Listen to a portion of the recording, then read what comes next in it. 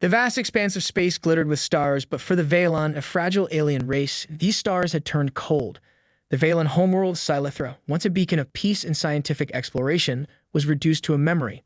Their crystalline cities are archives of knowledge, and their dream of peaceful coexistence with the galaxy's species had been shattered by the ruthless forces of the Xenar Empire.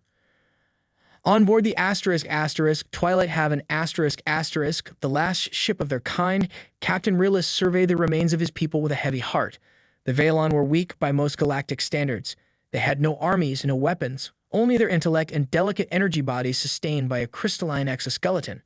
Now only a few thousand of them remained, huddled in the ship's dimly lit corridors, their faces reflecting the same hopelessness that weighed on their captain's shoulders. "We can't keep running," Rylus murmured his second-in-command, Serana, her voice trembling with exhaustion. "The engines are on the verge of failure. Life support can't hold for much longer." Rylus sighed, his translucent form shimmering as he paced the command deck. "I know," he whispered, "but we have nowhere else to go. Every star system we fled to has rejected us. We are seen as nothing more than refugees. Weak." Suddenly, the ship's AI, Vilar interrupted their conversation with a calm but urgent tone. "Captain, I have detected an anomaly in the star system ahead. There is a planet with life and civilization." Rylus turned to the holographic display that shimmered in front of him. The third planet in the system glowed with vibrant blues and greens. Oceans, forests, clouds, everything their scorched homeworld was not. "Are they advanced?" Rylus asked, hopeful but cautious. "Primitive by our standards," Vilar replied, "but rapidly developing. They possess no faster-than-light technology, but they have begun exploring space." Serana stepped closer, studying the planet. "Could they be hostile?" "We don't have a choice," Rylus said, his voice steady with the resolve of a leader making a desperate decision. "We'll approach. If they offer us sanctuary, we'll stay. If not," he didn't finish the sentence. They both knew what would happen if this final gamble failed. As the Twilight Haven set a course toward the unknown planet, Rylus couldn't shake the weight of his people's future from his mind. They had been shunned by the galaxy, labeled too weak to survive, and now they were placing their last hope in the hands of an alien species they had never met, a species known as humans. The ship's descent toward the blue planet was far from smooth. Alarms blared, and the hull shuddered as the ship's failing systems struggled to maintain control during atmospheric entry. The once graceful vessel now resembled a fallen comet, its fiery tail streaking across the sky. On Earth, in the heart of New York City, Officer Jenna Hale was enjoying what seemed like an ordinary evening patrol. She had seen the chaotic energy of the city countless times, and nothing surprised her anymore, until the sky above lit up. "What the?" Jenna muttered, her eyes widening as she witnessed a massive object hurtling toward the city. Within moments, the object slammed into Central Park with a deafening crash, sending shockwaves through the city. People screamed, cars skidded to a halt, and Jenna's radio crackled with frantic chatter from dispatch. "Central. This is Officer Hale," she shouted into her radio. "We have a crash, possibly a spacecraft, in Central Park, requesting immediate backup and all emergency services." Without waiting for a response, Jenna sprinted toward the impact site, her heart racing. As she arrived, the sight that greeted her was beyond anything she had ever imagined. The ship, though battered and smoking, was unlike anything seen on Earth. Its surface shimmered with a strange crystalline glow reflecting the city lights. Suddenly, the ship's hull began to ripple and a section parted like water. Jenna instinctively drew her sidearm but kept her finger off the trigger. Her pulse quickened as a figure emerged. It was humanoid but alien. Its body appeared crystalline, pulsing with soft, ethereal light. Its eyes, if they could be called that, were orbs of swirling energy. It stumbled forward, weak and unsteady, before collapsing at her feet. Jenna hesitated only for a moment before rushing to its side. "Hey, can you hear me?" she asked, her voice trembling as she knelt beside the alien. "Do you understand me?" The alien's body flickered, and suddenly a voice echoed in her mind. "Help! Us!" Jenna's breath caught in her throat. This wasn't just one being. There were more, and they were in trouble. Figures began to emerge from the ship. It became clear that they were all in a similarly weakened state. Their crystalline forms shimmered with cracks, and their energy pulsed erratically. The air was thick with a sense of desperation and fear. These beings had come to Earth seeking help, and Jenna realized that humanity was their only hope. Paramedics and police officers soon arrived, forming a perimeter around the crash site. News helicopters buzzed overhead, broadcasting the unfolding event to millions. But as the humans and aliens made eye contact, something remarkable happened. Neither side moved in fear. Instead, curiosity and cautious hope filled the air. Jenna stayed by the side of the first alien she had encountered, who introduced themselves telepathically as Rylus, captain of the Valon. With each passing moment, the gravity of the situation became clearer. The Valon had nowhere else to turn. They had been hunted, rejected, and now they were begging for sanctuary. We've been running for so long, Relish said, his voice heavy with exhaustion. Please, do not turn us away. Jenna's heart ached for them. You're safe here, she said softly. We'll help you. And as the words left her mouth, she knew that the world had just changed forever. Sure. Here's the extended continuation for *** Part 2. First Contact ***, where the previous part left off, expanding on the interaction between humans and the Valon. The atmosphere around Central Park was electric. Crowds had started to gather behind hastily erected barriers, their phones held high, recording the strange events unfolding before their eyes. Emergency vehicles lined the streets, their flashing lights casting an eerie glow on the scene. Paramedics and law enforcement officers moved cautiously around the crash site, trying to make sense of the bizarre alien ship that now sat smoking in the heart of Manhattan. Officer Jenna Hale stood next to Rillis, the alien captain, as paramedics worked on his wounded people. Their forms, so delicate and crystalline, flickered with diminishing energy. Jenna had never seen anything like it. The humans worked quickly, but carefully applying medical techniques that were meant for human bodies, unsure if they were even effective on these aliens. The tension was thick. Any wrong move could lead to disaster. Jenna knelt beside Rillis again, her voice calm but firm. We need to know more about what's going on, Rillis. How many of you are there? And what exactly are we dealing with here? Rillis's form flickered weakly, his energy dimming, but he managed to focus on her. We are only a few thousand left, he said, the words coming directly into Jenna's mind, bypassing the need for sound. Our planet was destroyed. We've been fleeing from the Xenar Empire. They want to wipe us out. Jenna's mind raced. An entire species reduced to refugees fleeing from a galaxy-spanning war. It was the stuff of science fiction, yet here it was, unfolding right in front of her. Why? Why are they after you? Jenna asked, her heart pounding. Rylas's light flickered again, his form shimmering with what Jenna assumed was grief. They see us as weak, unworthy. We seek knowledge and peace. But in their eyes, that is weakness. They conquered our world because we refused to fight, to become like them. Jenna swallowed hard. This was more than just a first contact situation.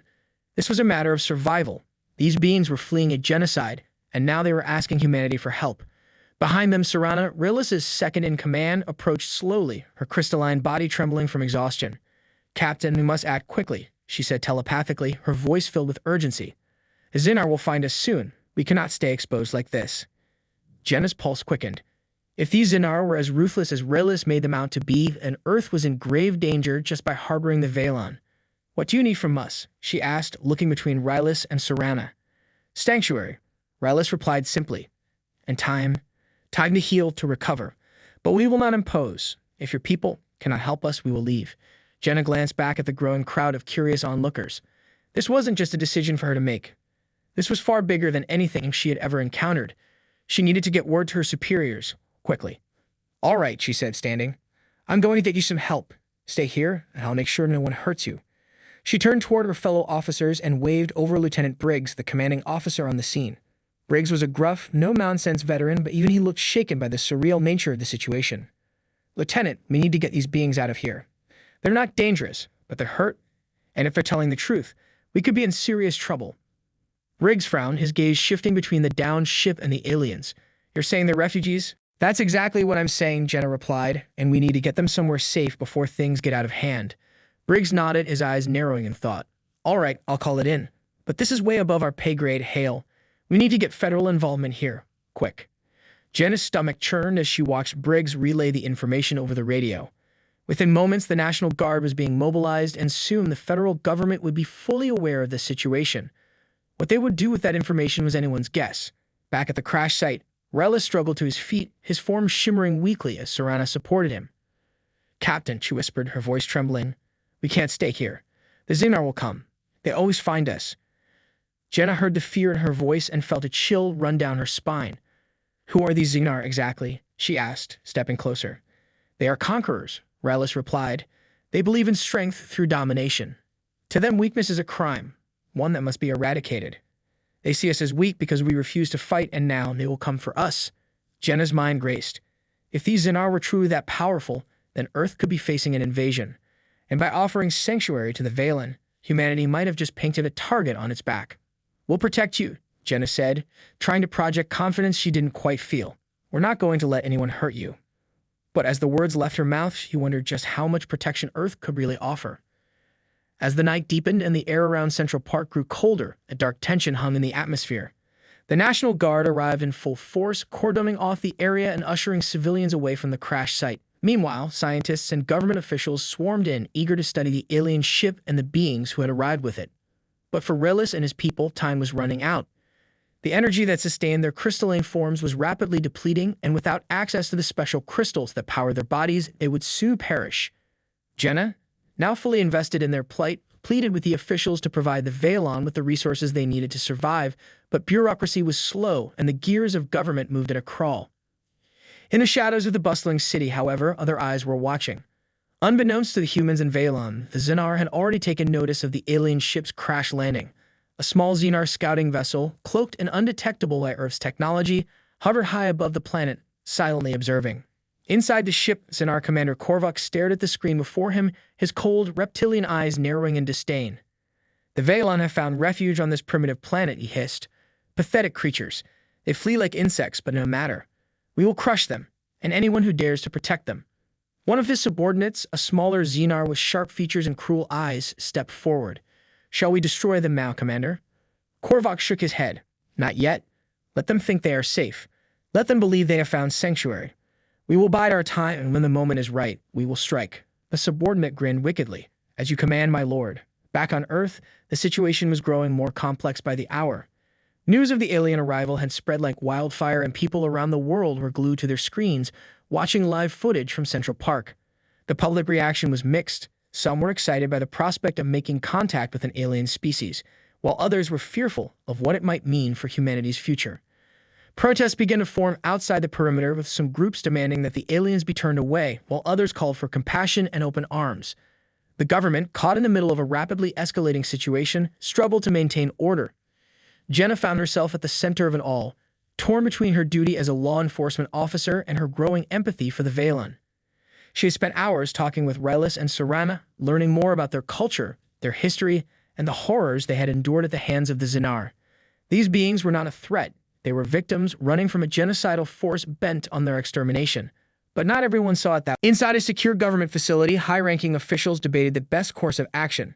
General Abrams, a hard-nosed military man with decades of experience, was pushing for a more aggressive stance. "We can't risk an intergalactic war," he said, his voice firm. "These aliens, these Veilon, have brought their enemies to our doorstep. If we harbor them, we're inviting an invasion. We need to hand them over to the Xenar and be done with it." Across the table, Dr. Evelyn Ross, a leading xenobiologist, shook her head in disbelief. "You can't be serious, General. These beings came to us for help. They're not hostile. They're refugees. If we turn them over to the Xenar, we'll be condemning an entire species to death." "That's not our problem," Abrams replied coldly. "Our duty is to protect Earth, not play hero to some alien race." Dr. Ross slammed her hand on the table. "What kind of message does that send? That we'll abandon those in need just because it's inconvenient for us? Is that who we are as a species?" The room fell silent as the weight of her words sank in. This wasn't just a decision about the Veilon. It was a decision about the kind of people humanity wanted to be. In the days that followed, the situation grew increasingly tense. The Veilon, now being housed in a temporary facility, were growing weaker by the hour. Their energy reserves were nearly depleted, and without the necessary crystals to sustain them, their survival was in jeopardy. Jenna spent as much time with them as she could, but the pressure was mounting. Public opinion was divided, the government was deadlocked, and all the while the unseen threat of the Xenar loomed overhead. And then, without warning, it happened. The Xenar struck. In the dead of night, their cloaked vessels descended upon the planet, targeting the facility where the Veilon were being kept. Alarms blared and chaos erupted as the Xenar forces poured in, their advanced technology overwhelming the human defenses. Jenna, caught in the middle of the assault, fought desperately to protect the Veilon. Gunfire and energy blasts lit up the night as soldiers and civilians alike scrambled to defend the facility. But it quickly became clear that they were outmatched. The Xenar were too powerful. Amidst the chaos, Ruthless stood tall, his energy pulsing with a renewed strength. He had known this day would come, but he had not expected the humans to fight so fiercely on their behalf. These beings, who had every reason to turn them away, had chosen to stand with them. And in that moment, something changed within Ruthless. "Sarana," he called out, his voice strong and steady. "It's time." Sarana, standing beside him, nodded solemnly. The Veilon had one last weapon, one they had vowed never to use unless absolutely necessary. With a single thought, Ruthless and Serana reached out, connecting their minds to the energy crystals that power their bodies. The air around them shimmered as they drew upon the last remnants of their strength, channeling it into a powerful wave of energy. The Xenar, caught off guard, were thrown back by the sudden surge of power. Their ships faltered and their weapons malfunctioned as the Valen's energy disrupted their systems. But the cost was great. As the energy dissipated, Ruthless and Serana collapsed, their bodies flickering weakly. They had given everything to protect their people, and now they lay on the brink of death. Jenna rushed to Ruthless's side, her heart pounding in her chest. "Ruthless, stay with me." But Ruthless's light was fading fast. "Thank you," he whispered, his voice barely audible. "You gave us hope when we had none."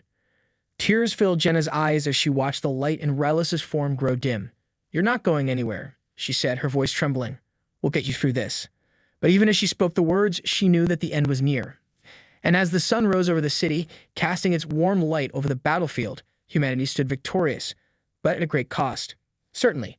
Here's the extended continuation of Part 5, the final stand picking up from where the previous part left off.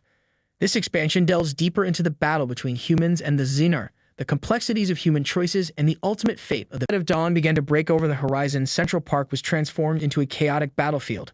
The once peaceful sanctuary was now filled with smoke, the acrid smell of burning metal, and the sounds of desperate struggle. The Xenar forces, ruthless and efficient, were pushing their assault with an intensity that left little doubt about their intentions, total annihilation of the Valon and anyone who dared to stand with them. Jenna could feel the weight of the battle bearing down on her as she crouched next to the faltering form of Ruthless. His once bright crystalline body was now dimming, his energy pulsing faintly. Serana lay beside him, her own form flickering as if struggling to hold onto the last remnants of life. "We can't hold them back much longer," shouted Lieutenant Briggs over the din, his voice filled with a mix of fear and defiance. "We need reinforcements now." Jenna nodded, pressing a hand to her earpiece.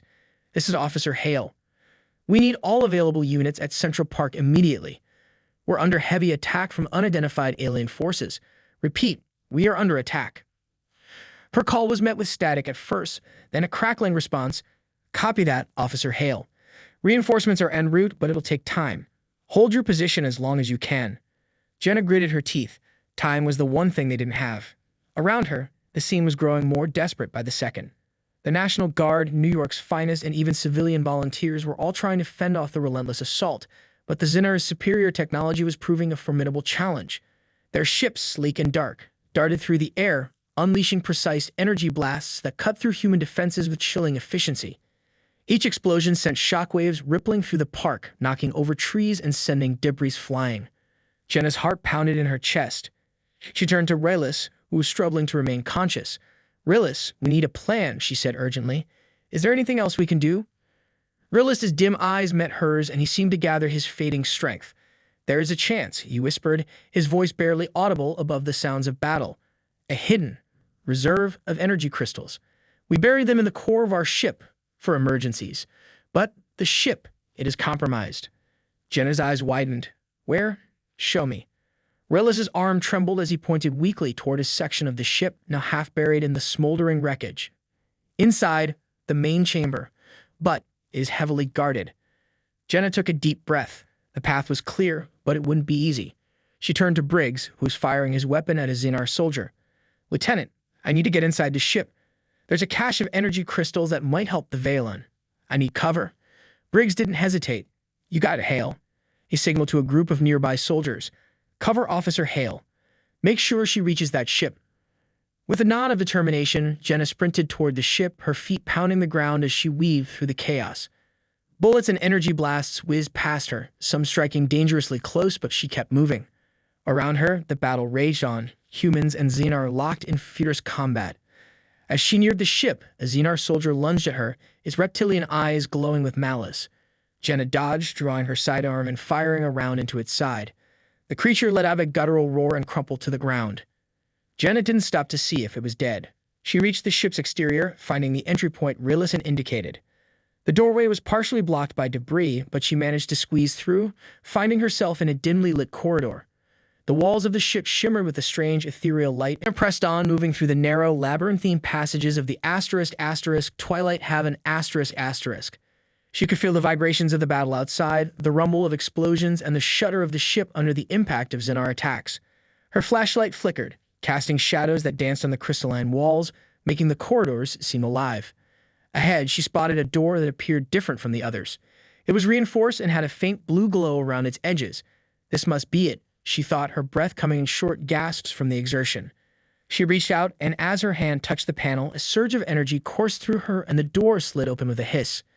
Inside was the main chamber, vast and filled with rows upon rows of glowing crystals of various sizes, their surfaces shimmering like liquid glass. In the center of the chamber was a large, obelisk-like structure that radiated a powerful energy field. Jenna felt her skin prickling with static as she approached it. "This has to be the source," she murmured, scanning the room. Suddenly, her earpiece crackled to life. "Jenna, it's Briggs. We're getting overwhelmed out here. Whatever you're doing, do it fast." Jenna quickly looked around for a way to activate the reserve. She noticed a control panel near the base of the obelisk with alien symbols etched into its surface. "Okay, here goes nothing," she muttered, placing her hand on the panel. The symbols began to glow, and Jenna felt a strange warmth spreading through her fingers. A holographic display appeared, showing the remaining reserves of the energy crystals. Most were depleted, but a small cache was still active, buried deeper in the ship's core. "Gotcha," she whispered, tapping the display. A sudden tremor shook the ship, and Jenna stumbled, catching herself on the panel. She heard a loud crash from behind and turned to see a Xenar soldier entering the chamber, its weapon raised. Jenna ducked just in time as an energy blast shot past her, striking the obelisk. She rolled to the side, drawing her sidearm and returning fire. The Xenar snarled, dodging behind a column. She needed to buy time. Thinking quickly, she pulled out a small EMP grenade from her belt. "Let's see how you like this," she muttered, tossing it toward the soldier.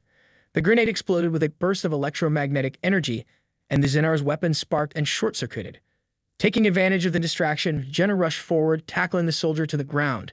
They grappled for a moment before Jenna managed to overpower it, striking it with the butt of her gun. The Xenar collapsed, unconscious. Breathing heavily, Jenna turned back to the control panel. She didn't have much time. She quickly reactivated the energy crystals and began to route the remaining power to the ship's main systems. Lights flickered, and she felt the hum of renewed energy vibrating through the floor. "Ruthless, I've activated the crystals," Jenna shouted into her comms. "You should have enough power to do whatever it is you need to do." From the other side, Ruthless's weak voice came through. You have done well, Jenna. We will attempt to repel the Xenar, but it will cost us everything." Jenna's stomach clenched. "What do you mean?" But there was no response, only a faint static. Back outside, Rylus and Serana stood together, their bodies glowing brighter than before. The energy from the crystals flowed through them, reinvigorating their forms. Around them, the remaining Valon began to gather, their faces solemn, their eyes reflecting a shared understanding. Rylus looked at Serana. "Are you ready?" he asked softly. Serana nodded. "For our people," she whispered, her voice filled with resolve. With a deep breath, Rylus and Serana raised their hands, their forms beginning to radiate a brilliant light. The Valon joined them, their energy bodies forming a circle around the two leaders. Together, they began to chant, their voices resonating through the air like a haunting melody. The ground beneath them trembled as a surge of energy flowed from their bodies into the earth, spreading out like ripples on a pond. The air crackled with power and the sky above darkened, the clouds swirling as if reacting to the Valon's call. The Xenar, sensing the change, hesitated. Their ships hovered in the air, uncertain of what was happening. The commanders barked orders, urging their soldiers to press the attack, but the Valon's energy field seemed to push back against them, distorting their sensors and disrupting their communications. From the shadows of a ruined building, Jenna watched in awe. The Valon were doing something she had never seen before. Their bodies glowed brighter, their forms becoming almost translucent, like beings made of pure light. "What are they?" she whispered, her eyes wide. The answer came not in words, but in action. The energy around the Valon grew stronger, and with a sudden burst, a shockwave of blinding light erupted from their circle, sweeping across the battlefield.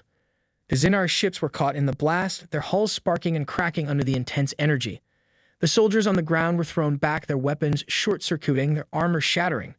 The humans, too, felt the impact, but it was different, a warmth that filled them with a sense of calm and courage. Jenna felt it wash over her like a soothing wave, and she knew in her heart that the Valon were giving everything they have to protect them. As the shockwave dissipated, the battlefield fell silent. The Xenar forces lay scattered, their ships damaged, their soldiers dazed. But the Valon, they were still standing, their forms flickering weakly, their energy nearly spent. Jenna rushed forward, reaching Rylus and Serana. "You did it. she exclaimed, tears in her eyes. "You saved us." Ruthless smiled faintly, his light dimming. "We only delayed them," he said softly. "They will come back, stronger." Jenna shook her head. "No, we'll fight them together. We'll find a way." But Ruthless raised a hand, silencing her. "No, Jenna, we have done what we could. Now it is your turn." Serana's form flickered beside him, and she placed a hand on Jenna's shoulder. "Protect our memory," she whispered. "And remember, there is always hope."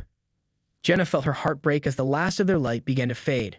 "No, please, don't go," she pleaded. But it was too late. With a final gentle sigh, the Valen's forms dissolved into shimmering particles like dust caught in a beam of light. The particles floated upward, scattering into the morning sky, leaving behind a profound silence.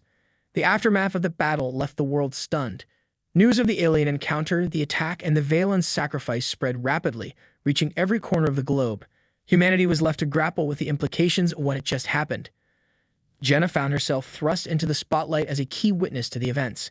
Interviews, press conferences, and meetings with government officials filled her days. But through it all, she couldn't shake the image of Ruthless and Serana's final moments, their words echoing in her mind. "Remember, there is always hope." In the days that followed, a global debate erupted over how to respond to the Xenar threat. Some called for immediate military preparations, while others advocated for diplomacy, hoping to find a peaceful resolution. Meanwhile, scientists and engineers scrambled to study the wreckage of the Xenar ships, searching for any advantage they could find. And amidst all the chaos, a new movement began to form, one inspired by the memory of the Valen. People from all walks of life came together, united by a common purpose, to honor the sacrifice of those who had come seeking sanctuary. They called themselves the Guardians of Hope, dedicated to ensuring that Earth would never turn away those in need, no matter the cost. Jenna, now a reluctant hero in the eyes of many, found solace in this movement. She joined the Guardians, determined to uphold the values that the Valen had believed in. And as she stood before a gathering of thousands in Central Park, where the battle had taken place, she raised her voice, filled with conviction. "We may have been divided before," she said, her voice carrying over the crowd, "but today we stand together. We will not let fear dictate our actions. We will not let the sacrifice of the Valen be in vain. We will fight not just for ourselves, but for all those who seek peace and hope." The crowd erupted in applause, and Jenna felt a renewed sense of purpose. The fight was far from over, but she knew they would face it with courage and unity. As the sun set over the city, casting a warm, golden light over the park, Jenna looked up at the sky, her heart filled with both sorrow and determination. "We'll make you proud, Ruthless," she whispered softly. "We'll make sure your sacrifice was not in vain." And with that, she turned back to face the future, ready for whatever lay ahead. This extension captures the intensity and emotion of the final confrontation between the humans and the Xenar, the profound sacrifice of the Valen, and the aftermath that sets the stage for humanity's new path in the galaxy. The story concludes on a hopeful note, suggesting that even in the face of darkness, there is always a chance for light to prevail.